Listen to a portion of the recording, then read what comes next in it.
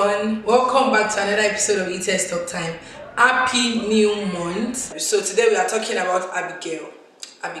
So here with me today is our guest, and she's ADEYEMI.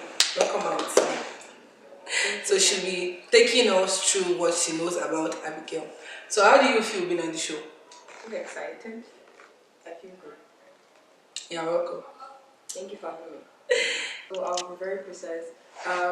Abigail is a very bold, courageous, and strong woman. She's very wise and full of wisdom.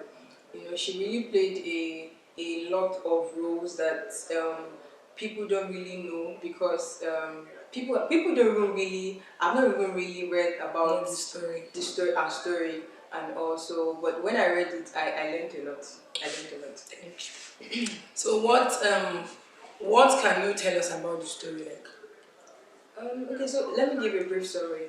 Okay, so Abigail is she was the wife of Nabal, a very wealthy man, but then he was very wicked and stingy, and also he wasn't wise.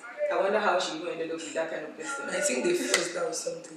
Yeah, so that he should, I think, accommodate them for a while. Yeah. And then he said, he referred back to them and told them that I don't know who's David.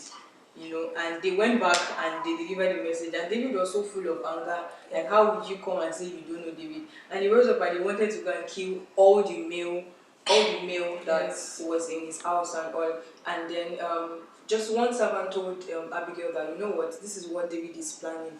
And she immediately, what I liked her was that she knew the role she was supposed to play. Yeah. Immediately, she packed everything she needed to pack, all the goodies, and she went to meet David. And immediately, she knelt down before him, and then she was like, "I'm very, very sorry about what David did and all.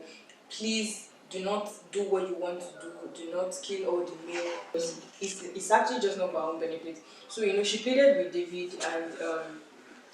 When at the end of everything, when David heard everything from her mouth, he heard her heart, her plea. It was like, no, this woman. There's a part I can't remember which verse now. It was like, no, this lady needs to be respected. It was like, I respect your person and I've heeded your voice. Yeah. Yes, and that caught me because just like Queen Esther in the Bible. Now she was a woman that. For every time an issue rose up, she knew exactly what to say. Yeah, she knew exactly what to say that would please the king. Now, unlike Queen Vashti, that was just very nonchalant, and she felt like, oh, because I'm the queen, I could do anything I want to do. But for the fact that Queen Esther was the queen, she didn't just say, oh, you know what, I'm in power, and all of that. So she knew exactly what to do, and then she did it. Then another thing that caused me was she said, please, can you put the iniquity of this man on me? And that part also caught me because I was like, this man, now I was thinking that if it were to be this generation, probably the way he is, he might probably even be beating her. Yes. But yet, she still loved him. Yes. And they were like, no, imagine David was not nice or didn't know God, it was just any normal person. The person would have maybe slapped her or beaten her at that point, and she was willing to take it. For someone that wasn't even that she does not even like this. Someone that doesn't want it. So to me, it played like a sacrificial love. Yes. Thank you for that. So how do I put it? In relating to this generation for ladies, how can you explain or put those points in relation to this generation for ladies? Okay, now in this generation, ladies are. Some of them, in quotes, are feminists. They say things like, I can't submit to a man, I can't do this and I can't do that. And submission was one role that Abigail played. Yes, she knew the role to play when it comes to submission, because now people would say that I can only submit to a man that is nice or a man. So far is like your head already. Your role as a wife is you're meant to submit, But then she took it upon herself that even if you're nice or you're not nice, even if you're a good man or you're not good man, the fact that you're my head, I'm going to submit to you. And she played that role. She played that role. She was very patient also, because immediately she came back and she went to meet David. She met him, was drunk. Yes. But then it felt like as though she just went in and told him the next morning. If it was to be other ladies, they will shout on him, what is your problem? That kind of thing. Exactly. So she was actually really patient and then another thing I think is like she's wise. Because even despite the fact that she was not bothered, the thing that David was coming to do, it will not affect her. Exactly. But because she was wise enough to understand that even though it does not affect her, it will affect generations to come. Now, in sorry to cut you short, in verse 3, you know, I like how the scripture puts it that, you know, she was a woman of good understanding. Yes. No, so it really she shows that she understood understood times and what was going to happen. Yes. So immediately she stood up and she went to David to beg, to plead, and everything. And I'm like, really? Because if it's this generation since it is not none of my, she won't even go.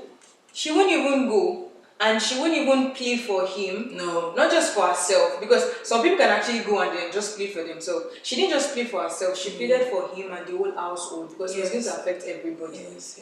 Then another thing was, if it was not because of what she did when Nabal died of the whole situation, God killed him and everything, David took her as a wife and was like, he cannot leave this kind of woman because of the kind of characteristic that she has. He cannot just leave her to go. Then the part that still cost me most, I don't know why, I just like fit into this part, is her saying he should put the iniquity on her. And I'm like, hey, this generation, really?